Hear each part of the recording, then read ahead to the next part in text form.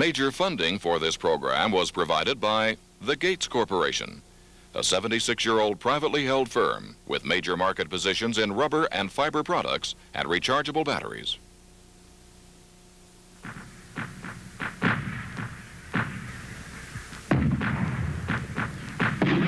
During the closing days of World War II, the Germans hold fast to the Apennine Mountains in northern Italy.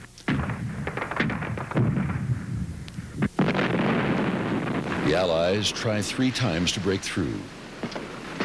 Each time, they're pushed back with heavy casualties.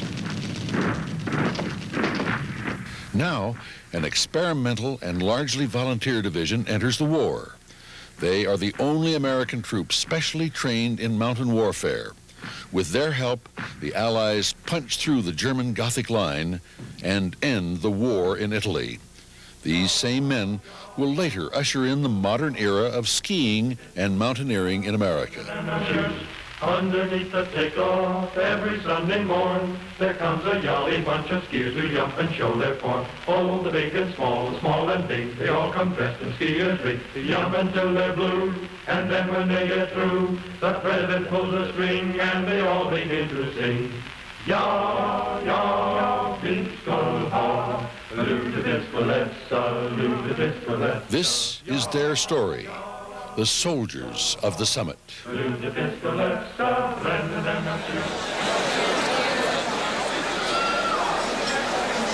41 years after the war, veterans of the 10th Mountain Infantry Division reunite in Seattle, Washington. That's what I was waiting.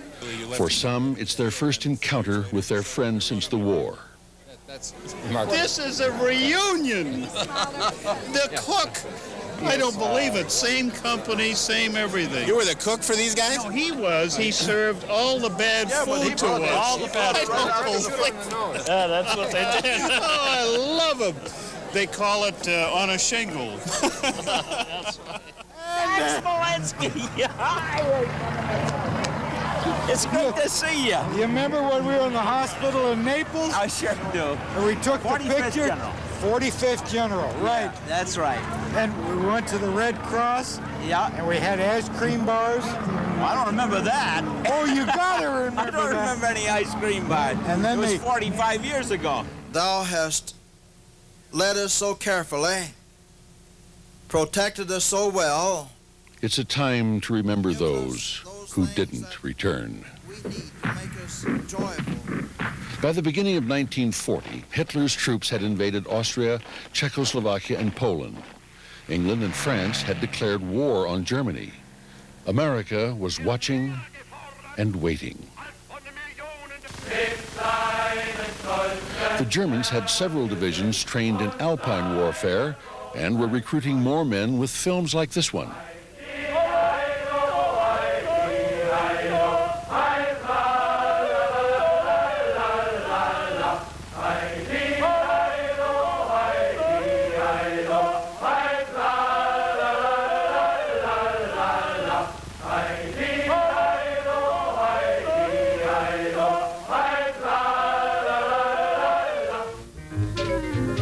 Back in America, the ski industry was young, and so was the National Ski Patrol. They were building a reputation for their work in mountain rescue. In February of 1940, the founder of the National Ski Patrol, Minnie Dole, met with his associates to discuss the war effort. They were concerned that the U.S. was the only major country without an infantry division trained in mountain and winter warfare. Former Olympic skier Robert Livermore was chairman of the Eastern Division of the National Ski Patrol.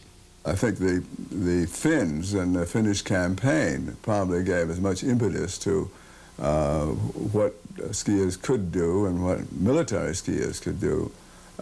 We began to worry about possible invasion of paratroopers dropped in northern New York. And you know, the fact that we wouldn't be able to do anything about it.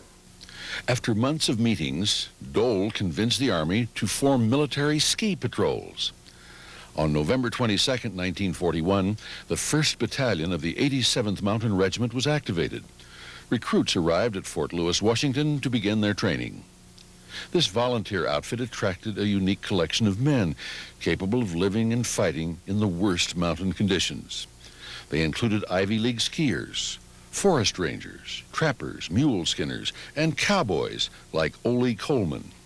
Oh, we mixed real well, I'll tell you. When you have to get out and live the way we lived,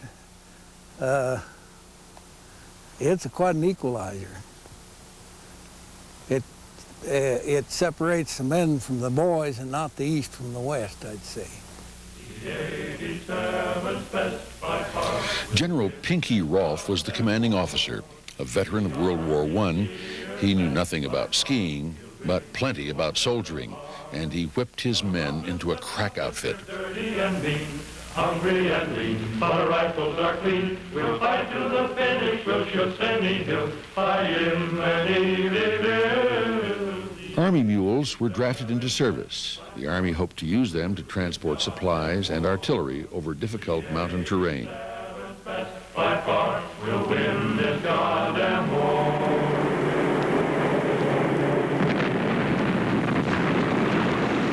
December 7th, 1941,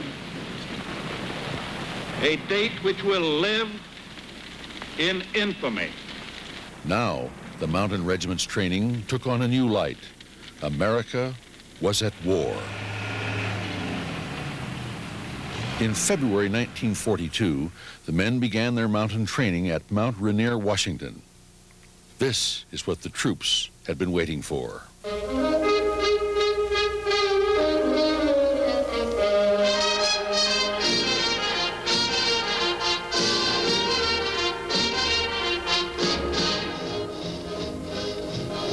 They skied 8 hours a day, 6 days a week.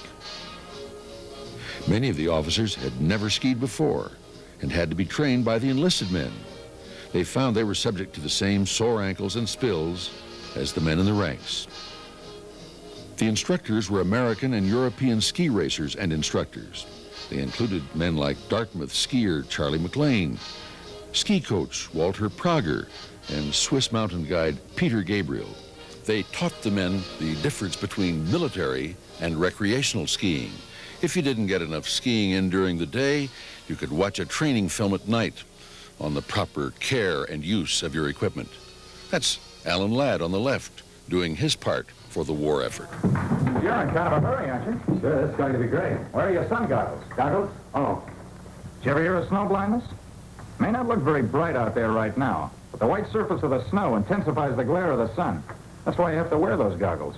Oh, and by the way, you better put some of this preparation on your face to prevent sunburn. Yes, sir. That year, the winter of '42, the snow was so deep the men had to tunnel into Paradise Lodge. Many soldiers found that a blessing in disguise. Well, I don't remember making any judgments on how much snow there was, but we skied in the upstairs window. And so did the girls. While the deep snow was great for skiing, it caused problems for the Army. So the men invented contraptions to get around, like the Eliason motor toboggan, the world's first snowmobile. The need to create new vehicles for getting over the snow and techniques for skiing through it brought a focus to the real dilemma. The Army had little experience in equipping soldiers in mountain and winter warfare, so the Mountain and Winter Warfare Board was created. Captain Albert Jackman was a member. There was nothing in the training doctrine or the quartermaster warehouses to provide for this type of operations. At the beginning of the war, there was just one model of footwear, and that was the shoe that had been used in World War I in the trenches and marching around France. A new heavy-duty boot was introduced, designed for both hiking and skiing, but the experimentation didn't stop there.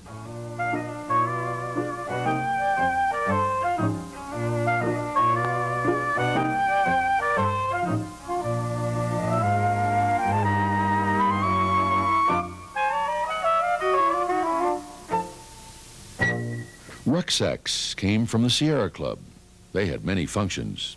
It was developed in a rugged enough construction of the frame so that two of them with special clamps could be attached to skis, and a man could be evacuated on a pair of skis resting on a toboggan, so to speak, a sled of two rucksacks. The Sierra Club invented the Mummy sleeping bag for winter camping and gave advance models to the Army for testing. Soldiers tried a two-man bag for extra warmth, but it had its drawbacks. Well, guys were a little reluctant to sleep that close to some of the other guys when they were both somewhat unwashed for many days. On May 8, 1942, Captain Jackman commanded an expedition to the top of Mount Rainier for one of their final equipment tests. The mountain stove was the first of its kind, and so was the food. The rations contained 2 cans. One had crackers and cheese and perhaps some chewing gum, while the other contained dried meat. It was a little tough to know what you were eating at times, but you could eat it hot or cold.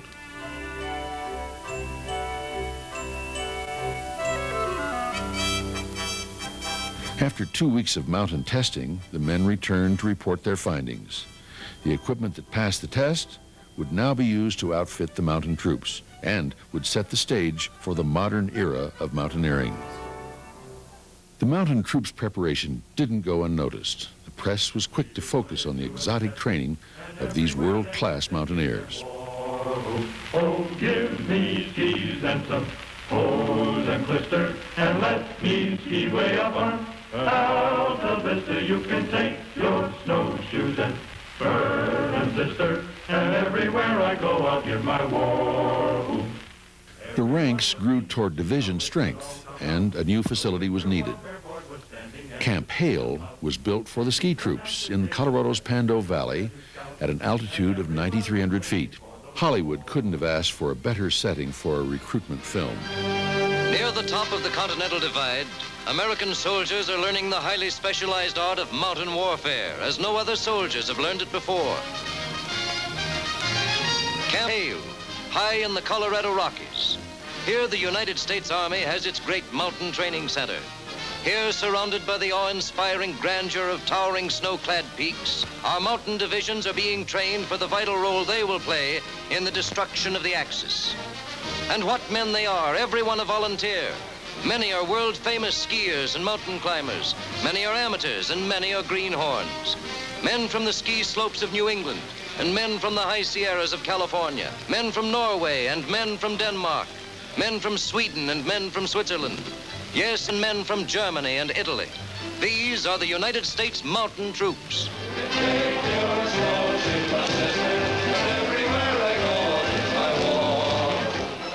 In November of 1942, the men of the 87th Mountain Regiment and the newly formed 86th Regiment began arriving at Camp Hale. Camp Hale was a whistle stop on the Denver and Rio Grande Railroad. Steam locomotives chugged through the valley, delivering supplies and new recruits. By January 1943, the camp was bustling with 16,000 troops, 3,200 mules, horses, and a canine corps. The high altitude caught many flatlanders by surprise. So then at a usual fast pace, we hiked all the way from there to the barracks, a distance of maybe a mile, something like that. And when we got there, we were all dizzy because that altitude had been something totally new to us. It felt like you just got off a boat, you know, you were kind of rocking back and forth.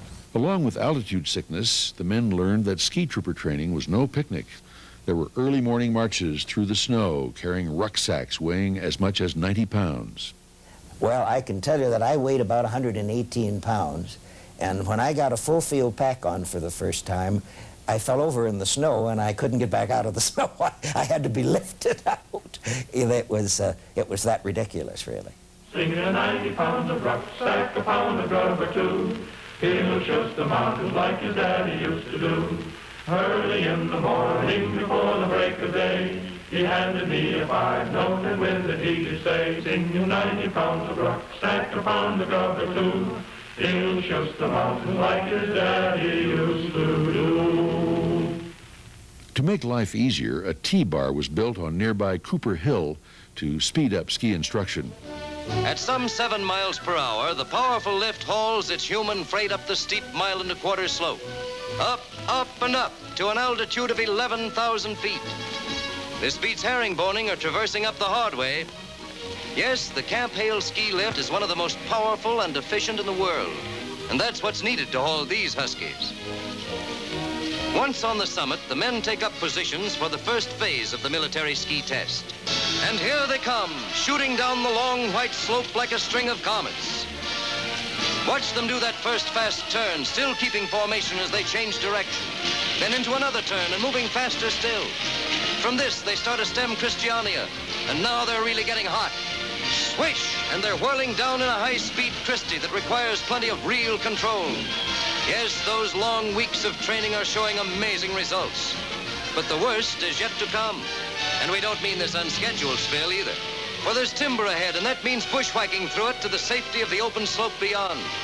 A man's got to know his turns here. One false move of ski or ski pole, and he'll be messing up the scenery. One of our most successful instructors, Ray Zabersky, and he had the best class, but it was the smallest one because he usually shushed them down the mountain the fastest of anybody, and he lost quite a few, but the ones he had left were fantastic. Whee! I made it! Today I am a mountain trooper! Or am I? If you weren't bruised and humiliated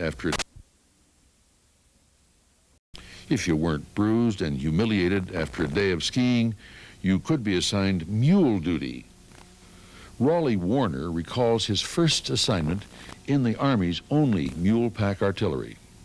I'd never been within 100 miles of a mule, and I can remember the battery commander saying to me, this must have been the second or the third night I was out in the field with him, he said, "Lieutenant Warner, go down and water out the mules."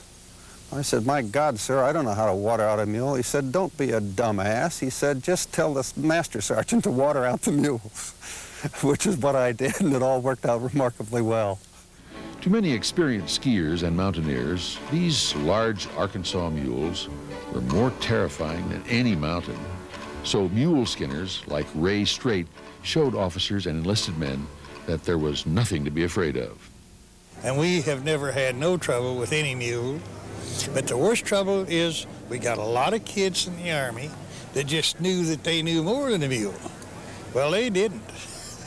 And that's where they had their trouble. That's why I despise that mule. That mule's the meanest thing you've ever laid eyes on. That mule is terrible. I took them right through the class for 1 month. For the nomenclature of a mule, to how to handle a mule, how to pick their feet up, how to clean them, how to curry them, how to pack them, and how to take them out in the field and bring them back. And the mules did remarkably well. They carried supplies, ammunition, and artillery until the snow got too deep. They can't do good in snow. When they get up past above their knees, then you've got to start taking it easy on them. And get out there and help them. Sometimes you'll have to get out in front of them and break trail for them. A contraption called the weasel was invented especially for the ski troops to pick up where the mules left off.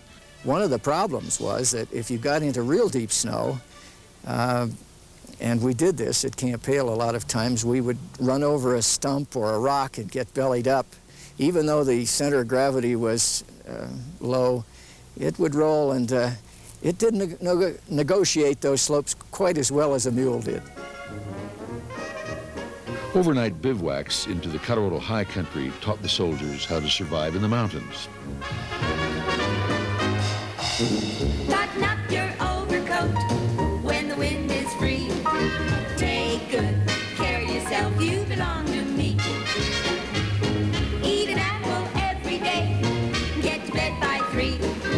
Take good care of yourself, you belong to me.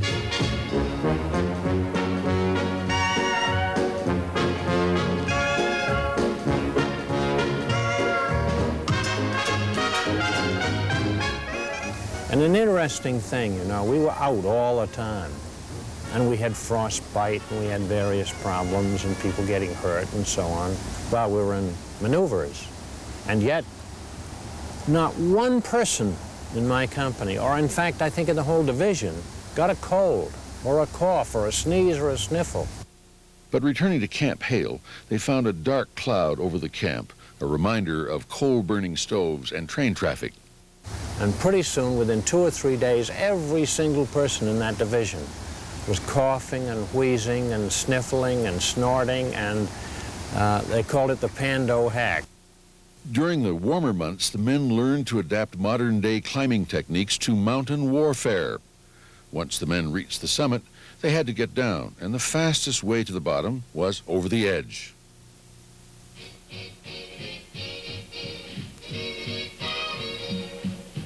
The mountain troops did get some time off. On leaving Denver, many chose the Brown Palace Hotel as their headquarters. It wasn't always easy to leave their training behind. This brings back memories. I think we did it on a dare. You know, the Brown Palace used to be headquarters for the 10th Mountain when we come to Denver and our leave, and we meet here to go back in the evening, and first place we'd have a first drink. And this led to a group of us deciding we wanted to rappel off one of the balconies down in the lobby. And we did this. We wrapped the rope that we brought in and draped it over the ledge there and slid down it, rappelled down to the lobby, and we were met by an unwelcoming committee, the manager and the security people. We weren't put in jail, but we were told not to do it again. I guess as you call it, the first descent of the Brown Palace Hotel. Some couldn't get enough skiing, so they relaxed in Colorado ski towns. Nearby Aspen was a favorite spot. They stayed at the Hotel Jerome and drank Aspen Cruds at the bar. The ingredients, a milkshake and any liquor you could stand. Skiers rode the boat tow to the base of the corkscrew, then put on their climbing skins for a hike to the top of Roche Run, the site of the weekend races. Many people boasted that the members of the mountain troops could have beaten any ski team in the world. Among their ranks were skiing greats like Austrians Walter Prager and Friedel Pfeiffer, and American racers John Litchfield, Percy Rideout, Dev Jennings, and Steve Knowlton. Norway's Torger Togel set the national ski jumping record while on leave from Camp Hale. Colorado later became home to many Europeans who had enlisted in the ski troops. We had fellows from Finland, from Norway, from Switzerland, from Poland. Almost every country in Europe was represented. And just before they sent us to the Aleutian Islands, the Army decided, well, if you get killed or die for your country, you might as well be a citizen. Hundreds became American citizens in naturalization ceremonies at the courthouse in nearby Leadville. In August of 1943, the 87th Mountain Regiment joined an American-Canadian task force to make an all-out assault on the Japanese stronghold on the island of Kiska in the Aleutians. Casualties were expected to be heavy.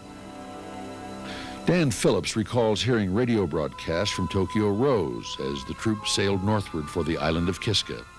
We'd listen to Tokyo Rose on the boat in the evening broadcast, and from time to time, and she keeps saying, American soldier, you're going to have a big surprise when you get there. And we thought the surprise would be heavy weapons and everything else. So we just got more and more excited, and we went closer and closer. We didn't know what the surprise was going to be. They would learn soon enough. On the 15th of August, a windy, foggy day, the 87th made its assault landing on the island. No shots were fired. The men set up beachheads and were sent out on patrol. We went up into the fog, and it was kind of nerve-wracking because we assumed that any moment we were going to be fired upon, and it was eerie. And the rest of the day we went up to the heights and dug in this hard, rocky soil at night and waited. It took days to discover the Japanese were gone. They had slipped away in a brilliant naval feat, leaving food and supplies. An American ship hit a mine, and mistaken identity and foggy conditions left 300 dead, an infamous baptism of fire for America's mountain troops. But we went from sea level to 3,000 or 4,000 feet straight up a volcano's side. It was foggy, it was windy, It was what hell must be like.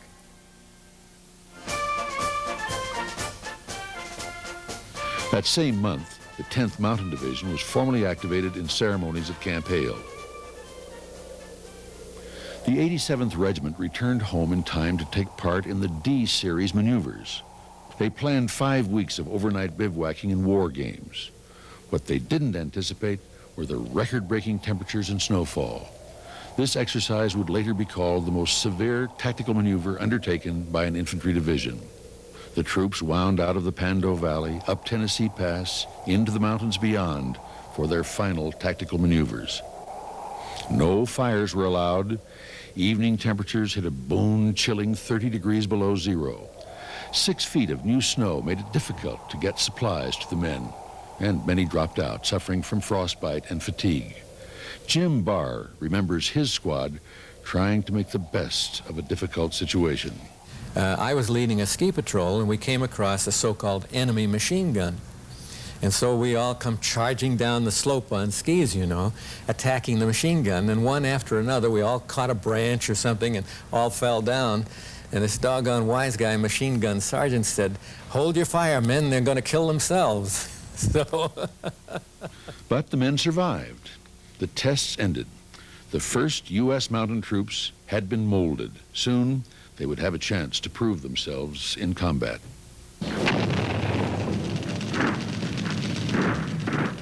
The American soldiers of the Fifth Army had fought the Germans through northern Africa and into the boot of Italy. Their victories at Anzio, Salerno, and Monte Cassino had resulted in heavy casualties. The Germans had begrudgingly given up Rome and Florence and retreated north into the Apennine Mountains. They dug in along the mountain ridges. The Allied forces were at a standstill against the German Gothic line. 3 times the Allied forces pushed north against Mount Belvedere. Each time, they were pushed back with heavy losses. Now, the 10th Mountain Division, the last Army division to enter the war in Europe, was to spearhead the final assault on the German defense positions. The men weren't sure what to expect.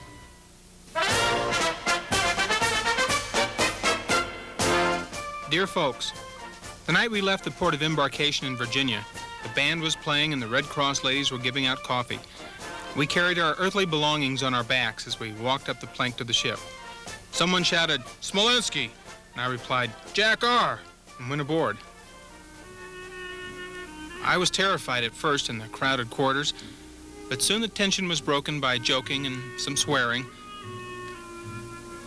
We sailed into the Mediterranean and landed at Naples Harbor, where I saw the first true results of war. Sunken ships and piles of rubble where buildings used to be, and young children in rags begging for food. I was in Italy. It was war. We got on landing craft that took us north along the coast to Livorno. We hiked to our staging area outside of Pisa, then set up camp.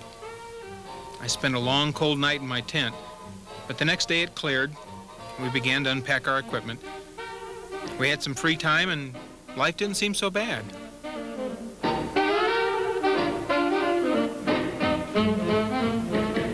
By the 20th of January, the 86th Regiment had been joined by the 85th and 87th.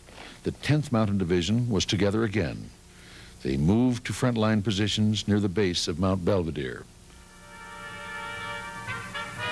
The men faced their first combat on reconnaissance patrols. A warm winter had left little snow, but a few patrols headed out on skis. After all their training, this was to be the only time the men of the 10th Mountain Division would use skis in combat. The arrival of the specially trained Mountain Division was to have been a secret. But the Germans already knew the men were there and were unimpressed. They dropped propaganda leaflets in artillery shells. Today you are stuck in the mud and must fight thousands of miles away from your country in the rugged mountains of Italy. For those who are still enjoying going places and doing things. Who knows whether you can ever make Vupi again? In a few weeks, the Germans would change their minds about the men of the 10th. The newly assigned commander of the 10th Mountain Division was General George Hayes.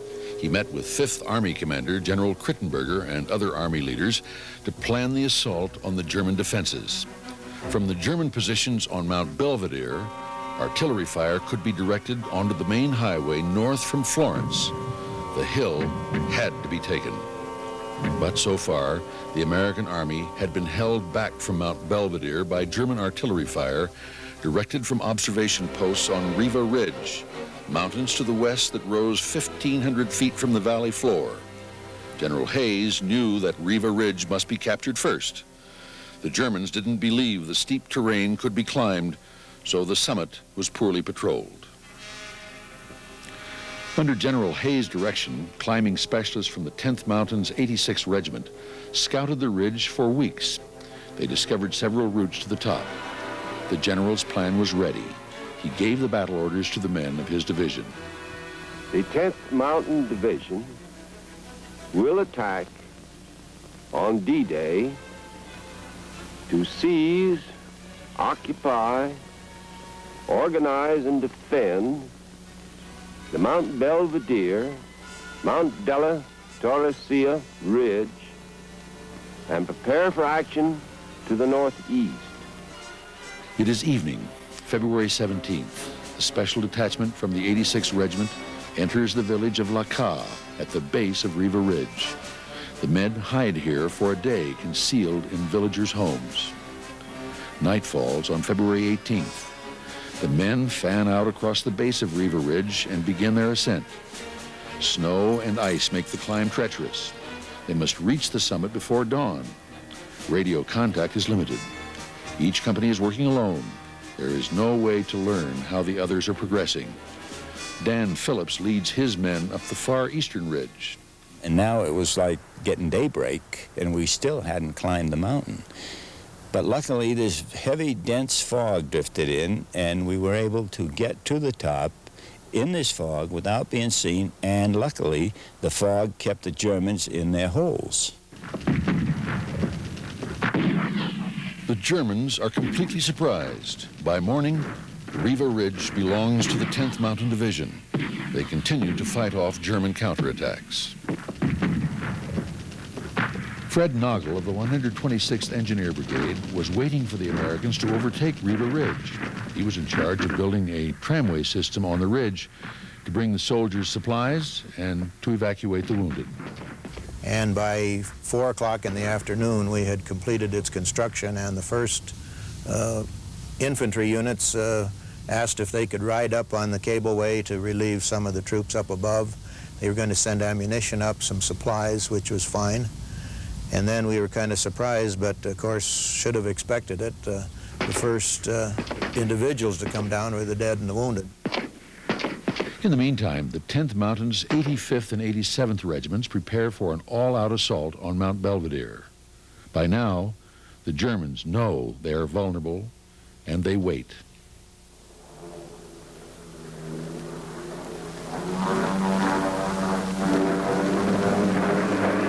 Feindliche Kampfflugzeuge vom Westen im Anflug! Ganz tief!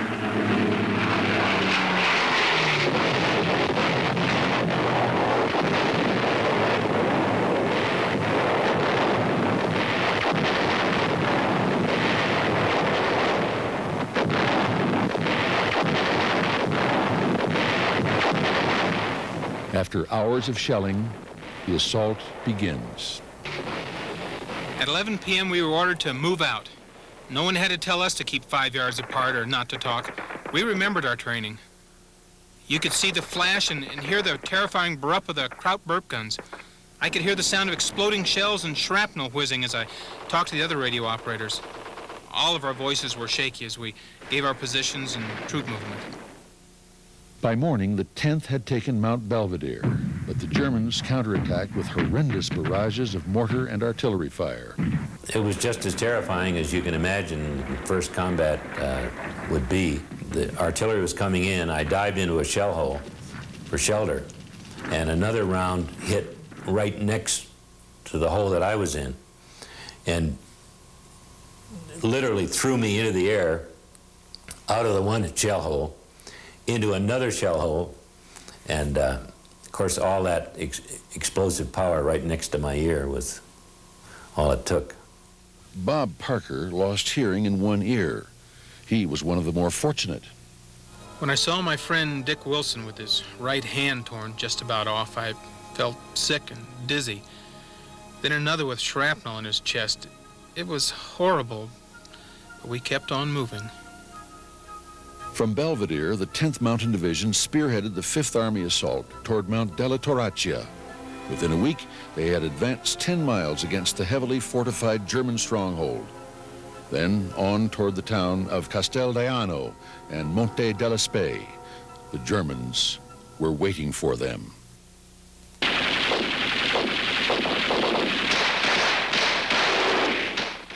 The Allied Army continued its advance on several fronts. The troops moved so quickly that they outran their supply lines and artillery cover. Finally, they rested and let the others catch up.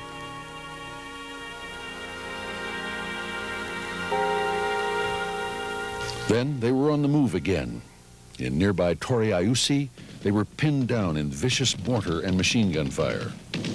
Colonel Ross Wilson was the commander of the 1st Battalion of the 87th Regiment. They were ready for us, and we had a real difficult time getting through their line. That first night, I didn't know who was in command of the what, because there was as many German soldiers around my CP as there were American soldiers. We pistol fought and fought with bayonets and knives and had a very difficult time. And the result of that night of fighting? We won.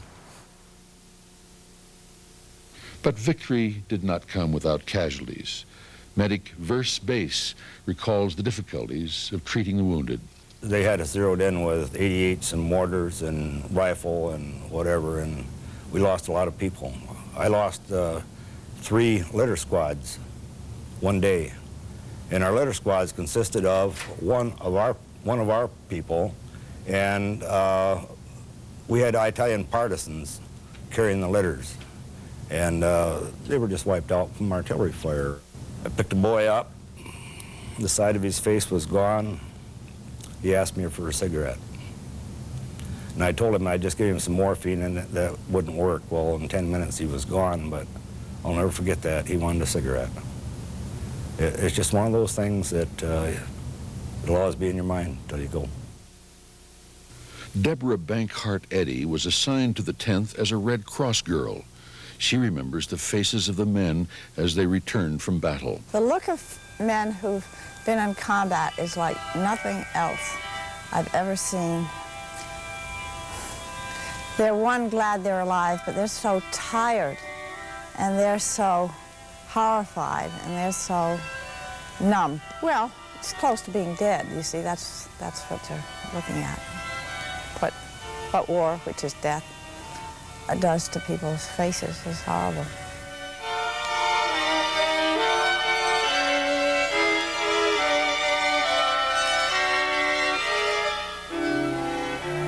On the steep cliffs near Rocca Rufino stood one of the last strongholds of the German defense line.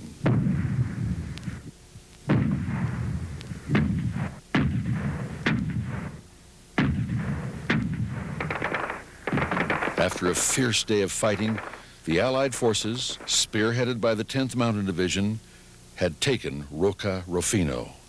One of the units captured the diary of a German officer who had been in charge of troops on top of Rocca Rufino, which we had just captured. And he wrote in his diary that he never believed that he would see a sight as awesome and terrifying as American troops running uphill in the mountains with fixed bayonet, charging the German lines. The Germans up till that point had not believed that there were elite units in the U.S. Army that could do that kind of thing. Deborah Bankhart was invited to witness the historic phone call between General Hayes and the commander of the 5th Army, General Krittenberger. So we went in, and there were all those maps and all those generals. We weren't scared of generals, you know, they're just other GIs as far as we were concerned.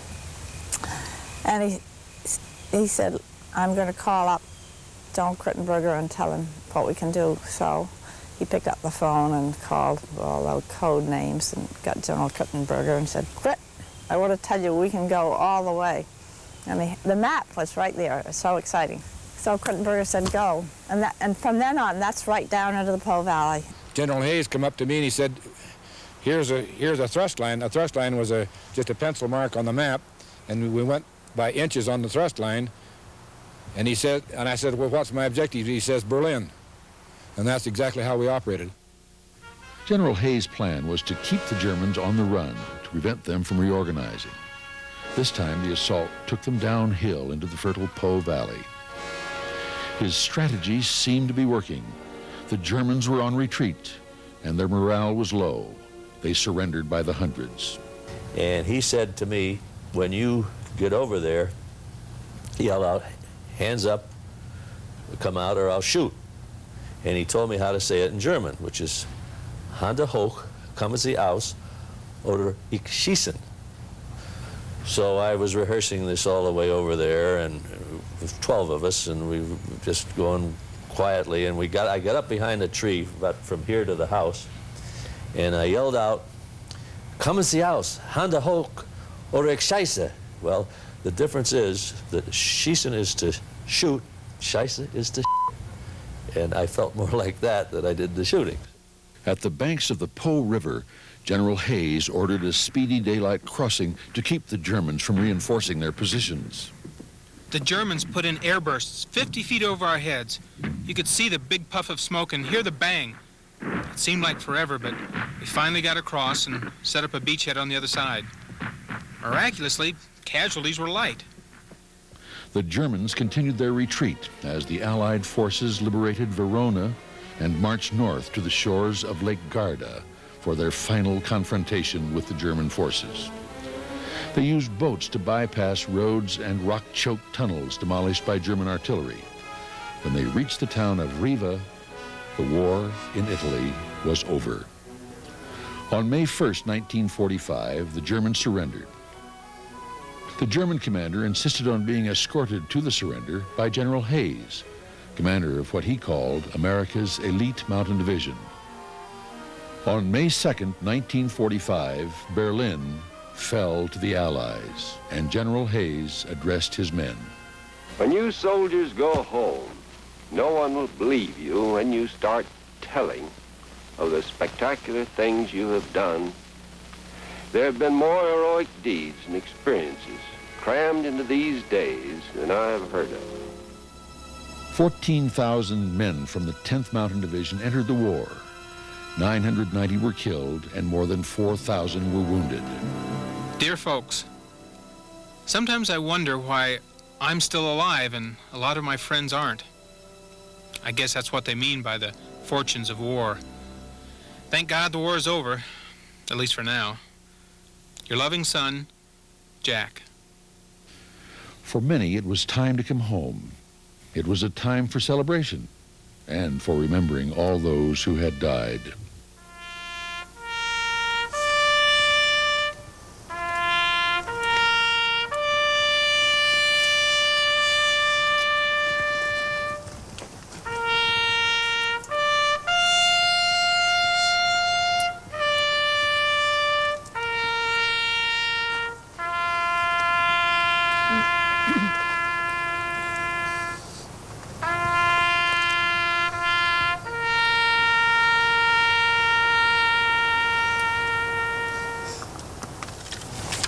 Forward, hard.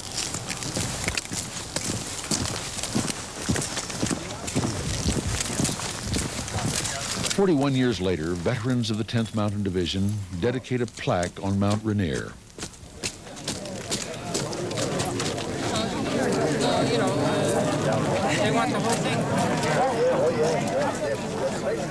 Many are retired now. They've spent their civilian lives as businessmen, teachers, coaches, politicians. Some never left the mountains. And he was just a mountain like his daddy used to do. He asked me for a curtain, zoomed around his bed. He asked me for a curtain, to light it way a bit. I like a foolish man. Many became leaders in the post-war ski industry. Carl Stingel, coach of the University of Washington ski team for 18 years. Nelson Bennett, manager of Crystal Mountain Ski Resort for 20 years, and inventor of the modern ski litter. John Woodward, retired president of ski manufacturers Anderson and Thompson. Bob Parker, retired senior vice president of Vail Associates. Come on, you guys. He's the one that's singing 90 pounds of rock, second pound of rubber too. He builds them out like his daddy used to do. After the war, when we all got back from Italy, skiing, of course, was really on our minds. We'd seen Europe. We'd realized that skiing could be a way of life as well as a sport. A great many of the 10th Mountain people literally made a livelihood from that time on in skiing. Starting ski schools, opening up ski areas, developing ski equipment and clothing. The 10th really provided a cadre for the ski industry in the 40s and early 50s, and made, I believe, built the basis for skiing as it is today in this country. After the war, stores were full of low-cost Army surplus ski gear. That made skiing affordable to thousands of people. It didn't take long for ski areas to benefit from the 10th Mountain connection, especially in Colorado. Colorado was sort of our second home. We discovered when we were at Camp Hale that the snow and the sunshine and the mountains couldn't be beat, at least in this country. So a lot of us came back as ski patrol, as bartenders, as ski instructors, you name it.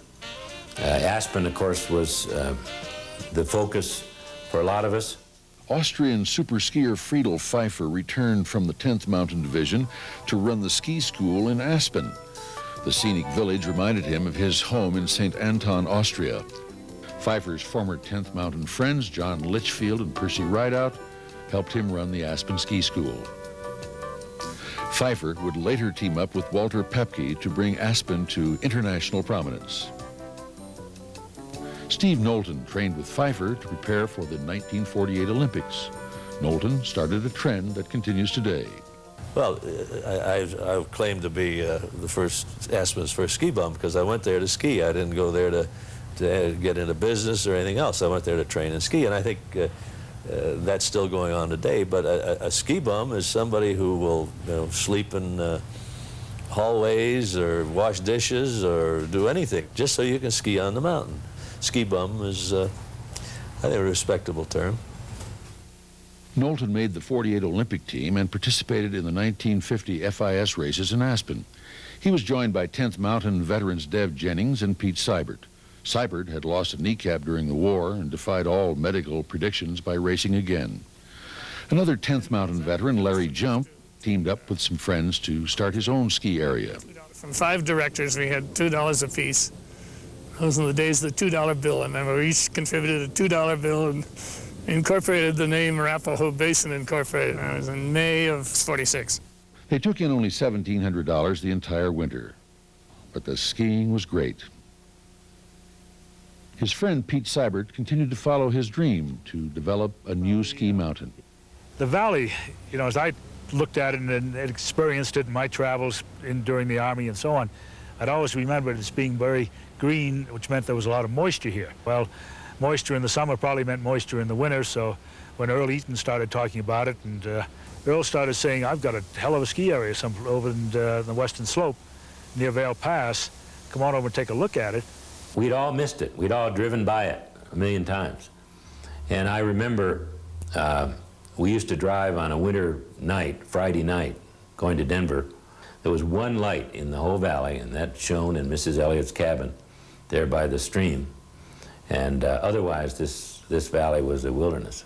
And it took us 7 hours to get to the top of the mountain, breaking trail all the way, taking turns, and get on the top of the mountain.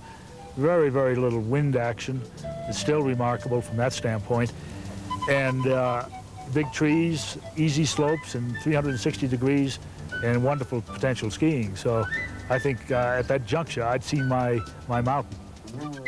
Seibert figured the easiest way to sell his idea to investors was to let them ski there. So he hired a snowcat to take them to the top of the mountain.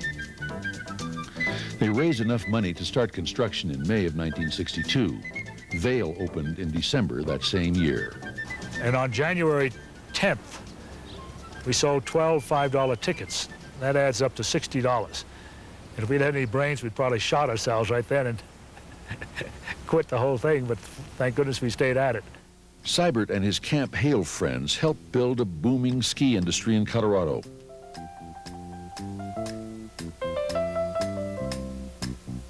Other 10th Mountain veterans changed the face of the ski industry throughout the nation. Men like Carl Acker, Director of Operations and the ski school at Pico, Vermont. Neil Robinson, Ski School Director at Bromley. Art Doucette, Ski School Director at Black Mountain. Herb Schneider, Manager of Mount Cranmore in New Hampshire. Art Draper, Developer of Bel Air in New York. Laverne Trepp, Developer of Pine Mountain in Michigan. George Nelson, Developer of Lutsen Mountain, Minnesota. Robert Nordhaus, Developer of Sandia Peak, New Mexico. Loogie Ferger, Ski School Director at Ski Incline, Nevada. Bill Klein, Ski School Director at Sugar Bowl, California. Jim Elvrin, Developer of Snow Valley. Nelson Bennett, Manager of White Pass Ski Area in Washington. Walter Hampton, Area Manager of Mission Ridge. And Bill Healy, Developer of Mount Bachelor in Oregon. Others from the 10th Mountain Division became leaders in business and politics. Men like Nick Hawk, publisher of Ski Business Magazine. Raleigh Warner, retired Chief Executive Officer of Mobil Oil. Ben Duke, past president of Gates Corporation. And Francis Sargent, former governor of Massachusetts. Our next reunion is going to be in 1989. The men of the 10th have come far from Camp Hale and Riva Ridge. A lifetime separates them from German artillery in the Apennine Mountains. Senator Robert Dole was a replacement officer in the 10th Mountain Division. Dole's memories of the 10th Mountain Division are bittersweet. After just 2 months with the division in war-torn Italy, he and several of his men were seriously wounded. He spent 39 months recovering. I'm very proud to be here and very proud to see some of the fellows I haven't seen for a long time. I couldn't qualify to get into the 10th Mountain Division when it first started. You had to have letters of recommendation. But I was able to get in later when you didn't need much at all except go in the direction they told you to go. Very proud to have played a role, a small role, as a second lieutenant, as I recall. They can't get much smaller. In World War II. Is there something less than a second lieutenant? Well, this is a special division. I mean, it was a special division. They came into the 10th Mountain Division as achievers. They were outstanding young men. They were leaders. They were leaders while they were in the 10th, and when they left, it was natural to assume whatever they wanted to do, whether it's in local politics or business or whether it's Dev Jennings up in New Hampshire running a ski lodge. You know, they had the background, they had the experience, and they were willing to put into it what it took. I do know that if you've once been brave, it helps you all the rest of your life. That you have a self-confidence that that will never leave you.